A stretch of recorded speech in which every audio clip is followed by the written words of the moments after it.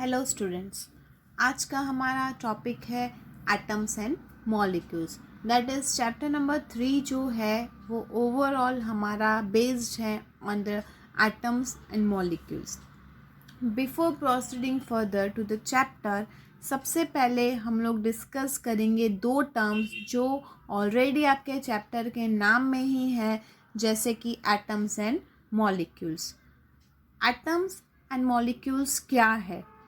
ये क्वेश्चन जब हमें पूछा जाता है, बहुत डिफरेंस आता है सबके आंसर्स में, राइट। एटम्स एंड मॉलिक्यूल्स का जब सिंपलेस्ट फॉर्म में हमें आंसर देना रहता है, हम यूजुअली नहीं दे पाते, राइट। सो सबसे पहले हम लोग डिस्कस करेंगे अबाउट एटम्स एंड मॉलिक्यूल्स। तो एटम्स क्या है, राइट। चैप्टर फर्स्ट में हम लोग ने मैटर के बारे में पढ़ा है, राइट। मैटर क्या है? जैसे कि हमारे आसपास की सारी चीज़ें, pen, pencil, books, chalk sticks, ये सभी चीज़ों को हम लोग मैटर बोल सकते हैं। यस, मैटर क्या है? हमारे आसपास की सारी चीज़ें, वो है मैटर, राइट। तो मैटर की बात अगर हम लोग कर रहे हैं तो क्यों कर रहे हैं? बिकॉज कि जो भी मैटर है हमारे आसपास, ये मैटर छोटे छोटे पार्टिकल से ही बनता है, राइट। अभी कुछ भी बड़ी चीज़ें बनानी है या जो चीज़ें बनी हुई है, things which are around us, ये सारी चीज़ें जो है ये छोटे छोटे पार्टिकल से ही बनी होगी, राइट। फॉर एग्जाम्पल हम लोग चॉक ले लेते हैं, राइट। जब भी हम चॉक से लिखते हैं ब्लैक बोर्ड पर, तो उसमें से छोटे छोटे पार्टिकल्स नीचे फॉल ऑफ होते हैं, राइट। और एल्स हम लोग जब चॉक को क्रश करना चाहें, ठीक है, तो हम उसको क्रश करेंगे तो छोटे छोटे पार्टिकल्स उसमें से निकलते हैं, right. This smallest particles forms the matter, ठीक है। तो इसमें एटम कहाँ से आए? अभी ये क्वेश्चन अराइज होता है। एटम्स के बारे में बात करते हैं तो एटम्स की अगर मैं सिंपलेस्ट डेफिनेशन आपको देना चाहूँ तो सिंपलेस्ट डेफिनेशन मेरे लिए एटम्स की रहेगी क्या? तो एटम्स की एक सिंपलेस्ट डेफिनेशन रहती है, it is the smallest unit of matter. Atoms क्या है? Smallest unit of matter. कोई भी मैटर हो, उसमें सबसे छोटे में छोटा जो यूनिट रहता है वो यूनिट है मैटर, राइट। जैसे कि मैंने अभी आपको चॉक का एग्जाम्पल दिया, दूसरा एग्जाम्पल मैं देती हूँ आपको शुगर का। बहुत सारी शुगर हम लोग ले लेते हैं, हम उसको ट्राई करेंगे कि हम उसको ग्राइंड कर सकें, हम उसको ग्राइंड कर रहे हैं। तो शुगर जब ग्राइंड होती है तो क्या होगा? शुगर के जो पार्टिकल्स होते हैं वो ब्रेक होंगे and that particles are going to be converted into the powder form, ठीक है। ये पाउडर फॉर्म में ये पार्टिकल्स कन्वर्ट हुए, लेकिन कंटिन्यूसली जब हम इसको ग्राइंड करते जा रहे हैं, लास्ट में एक पॉइंट आएगा जब फर्दर इसमें कोई भी चेंज पॉसिबल नहीं होगा।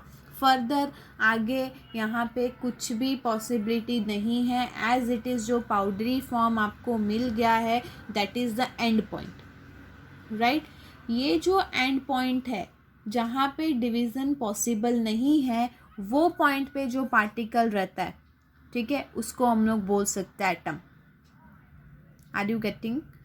लास्ट में जब कोई भी चीज़ इनडिविजिबल है, कोई भी मैटर में पार्टिकल इनडिविजिबल है, उसको हम लोग बोल सकते हैं atom, right. Atoms are the indivisible particles. ये एक स्टेटमेंट है, ये स्टेटमेंट हमें दिया गया है by the scientist name Dalton.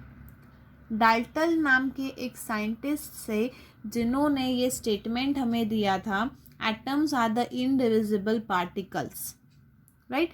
ये स्टेटमेंट जब दूसरे साइंटिस्ट ने देखा, सुना, right, many of the scientist, उन्होंने आगे एटम के बारे में जानना चाहा, एटम के ऊपर वर्क करना चाहा, राइट, जो पूरे कॉन्सेप्ट्स हम लोग देखेंगे इन चैप्टर 4। अभी के लिए एटम्स की बात करें, again I am repeating, it is the smallest unit of matter, और एल्स आप ये भी कह सकते हो it is a indivisible particle. कोई भी मैटर में जो इनडिविजिबल पार्टिकल है वो है atom, and this statement was given by scientist Dalton. Next chapter में एक और इम्पॉर्टेंट वर्ड हमें दिया गया है जिसका नाम है मॉलिक्यूल्स।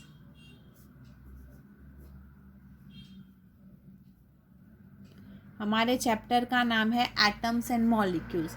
जैसे हमने देखा एटम के बारे में, देखा हमने एटम की सिर्फ डेफिनेशन, उसके आगे हमने एटम की कोई भी बात नहीं की जो हम आगे चैप्टर में करेंगे, बट फॉर अ वाइल हमें सिर्फ डेफिनेशन देखनी है एटम्स एंड मॉलिक्यूल्स की, बिकॉज हमारा जो पूरा चैप्टर है ये 2 वर्ड के ऊपर ही बेस्ड है।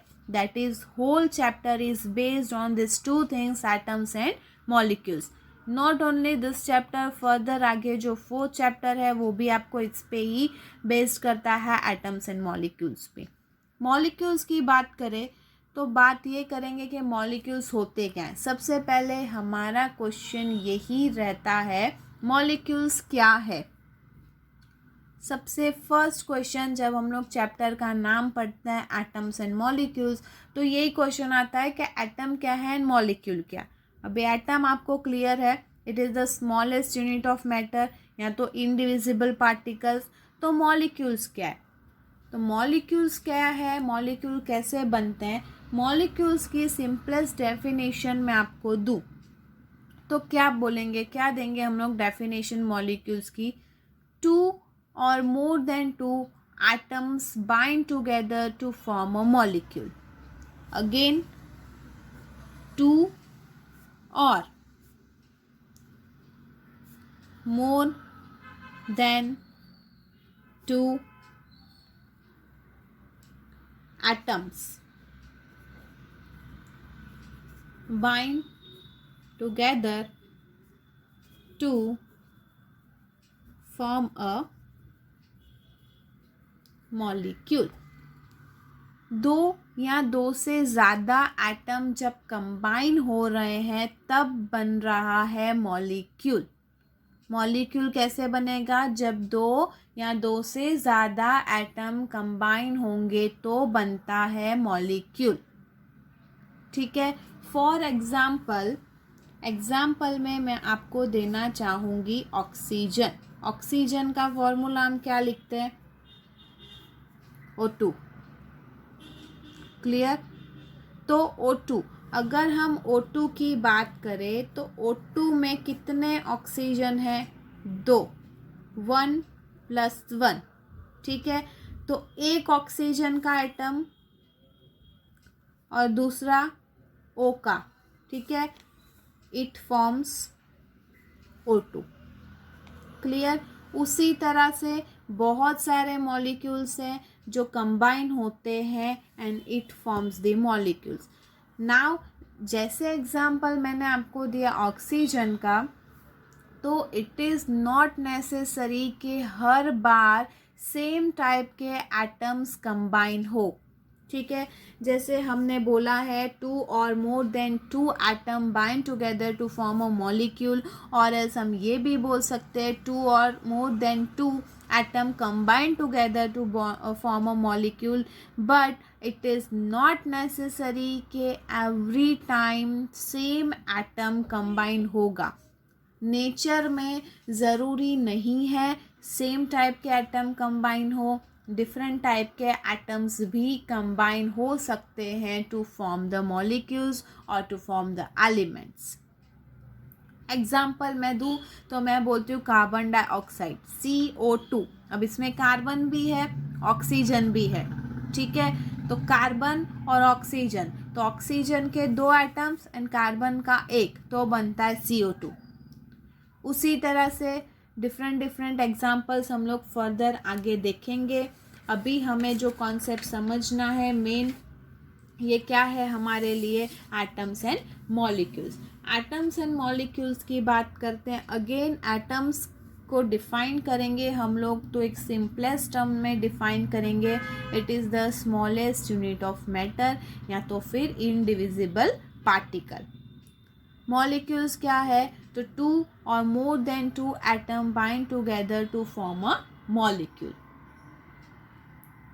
Molecules two or more than two, ये वर्ड्स आपके डेफिनेशन में हमेशा आएंगे। Two or more than two atoms bind together to form a molecule, right. हमेशा दो या दो से ज़्यादा एटम्स जो है ये कंबाइन होंगे तब बनेगा हमारा मॉलिक्यूल। बहुत सारे मॉलिक्यूल्स के एग्जाम्पल्स हम लोग देखेंगे आगे चैप्टर में, राइट। अभी इसमें जैसे मैंने आपको एक एग्जाम्पल दिया है ऑक्सीजन का, जिसमें हम लोग देख रहे हैं O2। नेक्स्ट हम लोग देख सकते हैं अगेन एक एग्जाम्पल मैं दूँ O3। O3 को हम लोग बोलते हैं ओजोन, राइट।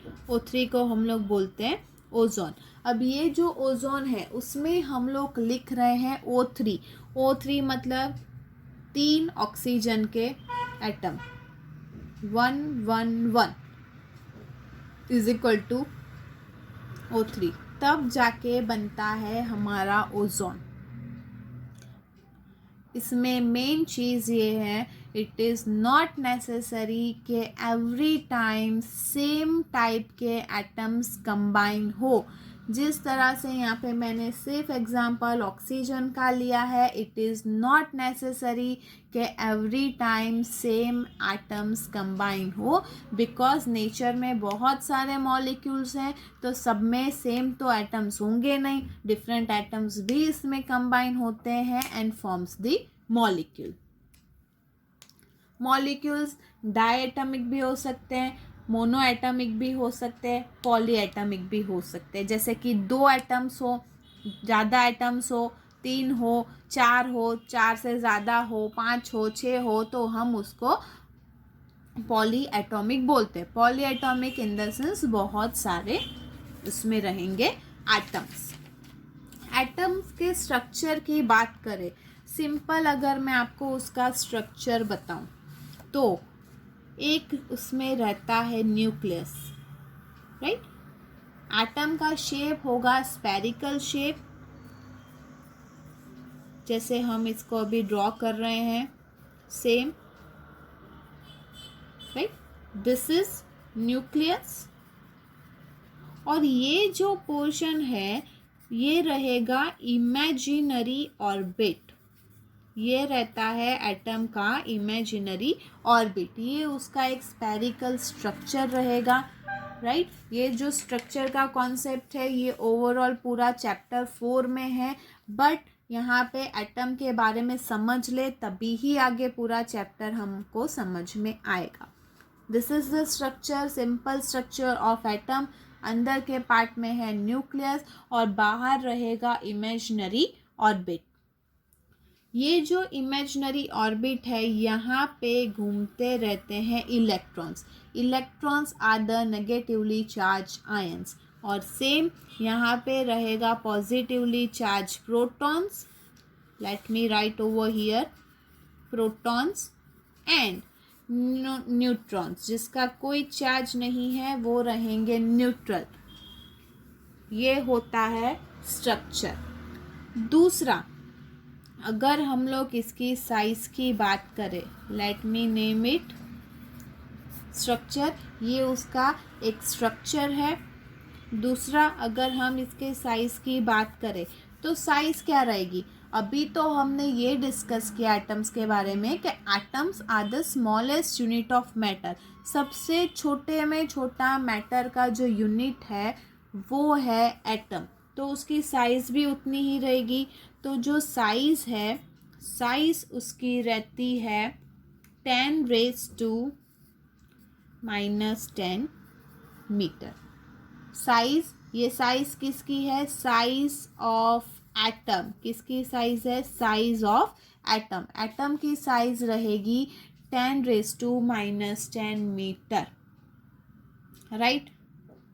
एक्सप्लेन जैसे मैं आपको कर रही हूँ या जैसे मैंने आपको इसको ड्रॉ करके बताया है। इसमें आपको एटम बहुत बड़ा दिख रहा है, but usually atom can't be seen with necked आई। हम लोग इसको डायरेक्टली नेक्ड आई से नहीं देख सकते हैं। एटम्स देखने के लिए हम लोग को इलेक्ट्रॉन माइक्रोस्कोप की ज़रूरत रहेगी, राइट। इलेक्ट्रॉन्स माइक्रोस्कोप का यूज़ करके ही हम एटम को देख सकते हैं।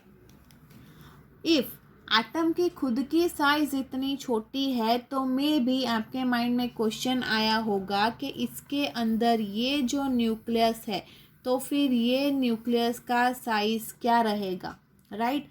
क्वेश्चन अच्छा है। तो न्यूक्लियस का साइज़ अगर देखने जाए, size of nucleus of atom, तो उसका साइज क्या रहेगा, साइज रहेगा 10⁻⁻15 metre, 10⁻⁻15 metre. That is atom से भी छोटा है उसका न्यूक्लियस। एक एग्जांपल देती हूँ, जैसे कि अगर हम लोग एक बहुत बड़ा स्टेडियम देखें, ठीक है, तो अगर हम स्टेडियम को कंसीडर कर रहे हैं एटम, तो उसके अंदर एक आप फुटबॉल रख दो तो वो होगा न्यूक्लियस। स्टेडियम कितना बड़ा और न्यूक्लियस कितना है उसके अंदर, ठीक है। उसी तरह से एटम बड़ा है, एटम से छोटा रहेगा nucleus. In the sense atom भी छोटा है और उससे भी छोटा रहेगा न्यूक्लियस, राइट। तो ये था हमारा concept about the atoms and molecules. Atoms and molecules, atom का स्ट्रक्चर, एटम के जो साइज़ है 10⁻⁻10 मीटर, और एटम के न्यूक्लियस की साइज़ 10⁻⁻15 मीटर। ये रहेगा एटम के बारे में। Molecules, 2 or more than 2 atoms bind to form the molecule और combine to form the molecule। अब बात करते हैं, सबसे पहले जैसे हमने डिस्कस किया कि मैटर जो बनता है वो बनता है छोटे छोटे पार्टिकल से, राइट। मैटर जो बनता है वो बनता है छोटे छोटे पार्टिकल से। तो ये जो कॉन्सेप्ट है, ये कॉन्सेप्ट हमें किसने बताया, तो अब हम लोग देखेंगे इसकी इंट्रोडक्शन, और ऐसे इसकी आप हिस्ट्री भी बोल सकते हो।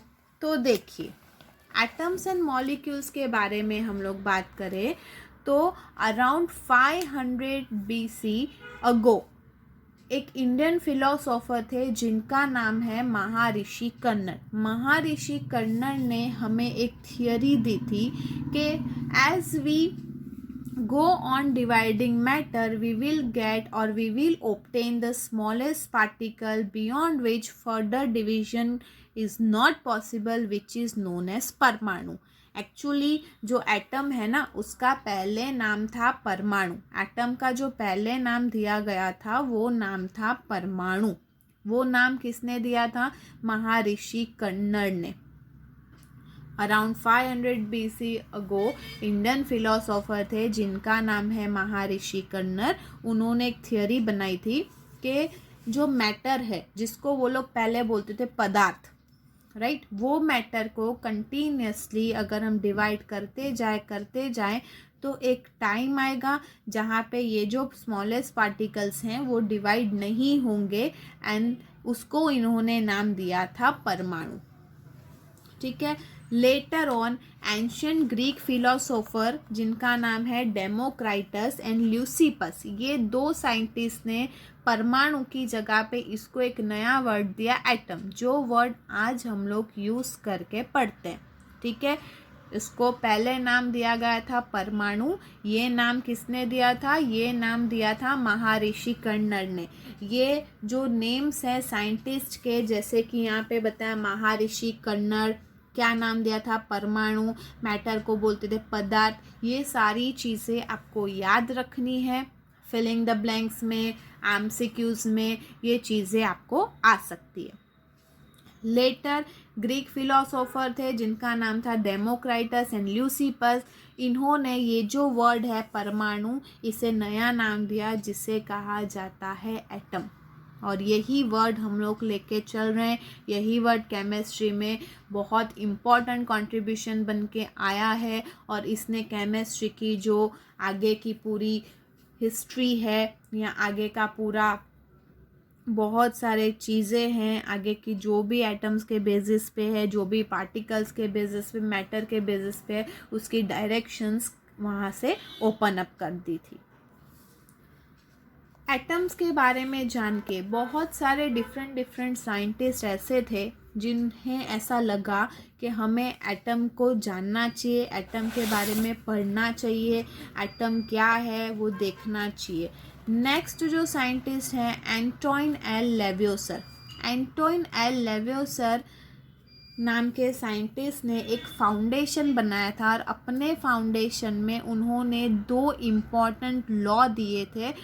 He gave 2 laws, 2 important laws of chemical combination, right? ये जो साइंटिस्ट हैं एंटोइन एल लेवियोसर, एंटोइन एल लेवियोसर ने क्या किया था, अपना एक फाउंडेशन बनाया। फाउंडेशन में इन्होंने 2 लॉ दिए थे, 2 इम्पॉर्टेंट लॉ, जिसे कहा जाता है laws of chemical combination, right? Laws of chemical combination से इसे नाम दिया है। इसमें 2 लॉ आते हैं। एक लॉ जो है वो है law of conservation of mass. First जो लॉ है ये है law of conservation of mass. Law of conservation of mass, अभी ये जो लॉ है ये क्या बोलता है? Law of conservation of mass, ठीक है? ये लॉ के बारे में हम बाद में डिस्कस करेंगे। अगेन मैं आपको एक बार ओवरव्यू दे देती हूँ। एटम्स एंड मॉलिक्यूल्स, तो एटम्स क्या है? स्मॉलेस्ट यूनिट ऑफ पार्टिकल है, इनडिविजिबल पार्टिकल्स है, जो डाल्टन ने बताया था। महर्षि कन्नड़ नाम के साइंटिस्ट थे, इन्होंने सबसे पहले ये बताया था कि अगर हम लोग मैटर को डिवाइड करते जाएं तो लास्ट में एक छोटा सा पार्टिकल बचता है जिसे डिवाइड करना आगे इम्पॉसिबल है। उसको इन्होंने क्या नाम दिया है? परमाणु। ये जो परमाणु वर्ड है ये सुन के दूसरे साइंटिस्ट ने इस पे रिसर्च किया, इसे ट्राई किया समझने का। एंड एक ग्रीक फिलोसोफर थे, ancient Greek philosopher Democritus and Leucippus, इन्होंने इसी वर्ड को एक नया नाम दे दिया है, एटम। एटम ये वर्ड आज हम लोग केमिस्ट्री में बहुत इम्पॉर्टेंट कंट्रीब्यूशन समझ के लेके चल रहे हैं। जैसे जैसे ये वर्ड्स मैटर, मॉलिक्यूल, सारी चीज़ें डिस्कवर्ड होती गई, बहुत सारे डिफरेंट साइंटिस्ट आते गए। ये साइंटिस्ट ने हमें और आगे केमिस्ट्री की दुनिया में प्रवेश कराया है। लेटर ऑन एक और साइंटिस्ट थे जिनका नाम है एंटोइन एल लेवियोसर। इन्होंने अपने लिए एक फाउंडेशन बनाया। फाउंडेशन में उन्होंने 2 लॉ हमें बताए थे, लेकिन ये लॉ को कंबाइनली बोलते हैं laws of chemical combination. Law of chemical combination, ये 2 लॉ इम्पॉर्टेंट लॉज हैं। ये लॉज को हम लोग नेक्स्ट लेक्चर में देखेंगे। आज के लिए रखते हैं इतना ही। Okay, keep revising the chapter. मिलते हैं नेक्स्ट लेक्चर में। Bye everyone.